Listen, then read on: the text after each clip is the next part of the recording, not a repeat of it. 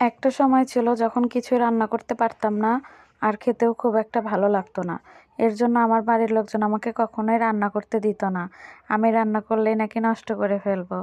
এর জন্য আমি কখনো ওইভাবে কোনো সময় রান্না করার সুযোগও পাইনি।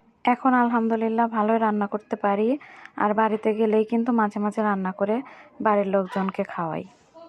হ্যালো এভরিওয়ান, আসসালামু আলাইকুম। আমি উম্মে সালমা আবার একটা রেসিপি নিয়ে হাজির হলাম আপনাদের মাঝে। আজকে আমি রান্না করব রোস্ট। আর কিভাবে ব্রয়লার মুরগি দিয়ে খুব সহজেই রোস্ট রান্না করা যায় সেটাই আজকে আমি আপনাদের সাথে শেয়ার করব। ভালো লাগলে পুরোটাই দেখার চেষ্টা করবেন, স্কিপ না করে। রোস্ট রান্না করার জন্য আমি প্রথমেই 1 কেজি পরিমাণ মুরগির মাংস নিয়েছিলাম।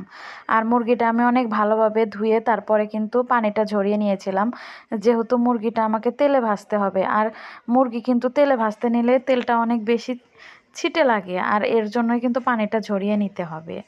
আমার কাছে রোস্ট রান্না করার সবচাইতে কঠিনতম কাজ হচ্ছে মুরগির পিসগুলা ভাজা। মুরগির পিসগুলা ভাজতে এত তেলের ছিটা লাগে, অনেক সময় দেখা যায় তেলের ছিটা লেগে অনেক জায়গায় ফোসকাও পড়ে যায়। এর জন্য মুরগির পিসগুলা ভাজার সময় কিন্তু অনেক সাবধানতা অবলম্বন করতে হয়।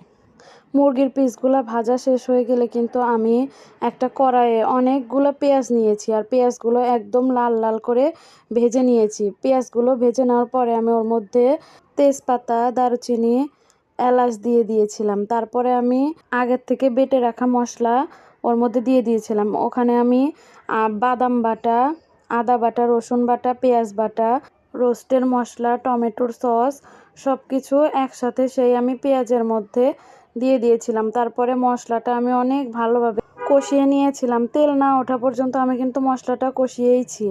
তারপরে আমি সেই কষানো মশলার মধ্যে ভাজা মুরগির টুকরাগুলা ছেড়ে দিয়েছিলাম। ভাজা মুরগির টুকরাগুলো দেওয়ার পরে কিন্তু আমি অনেক ভালোভাবে সেটা নাড়াচাড়া করতেছিলাম। আর অন্য একটা চুলায় আমি ইলিশ মাছ ভুনা করতেছিলাম।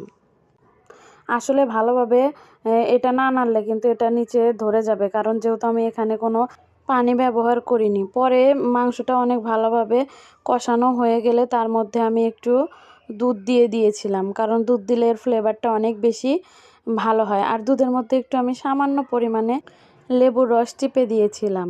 আর আসলে রোস্টটা রান্না করা হয়েছিল সারা আর আমার বোনের ছেলের জন্য।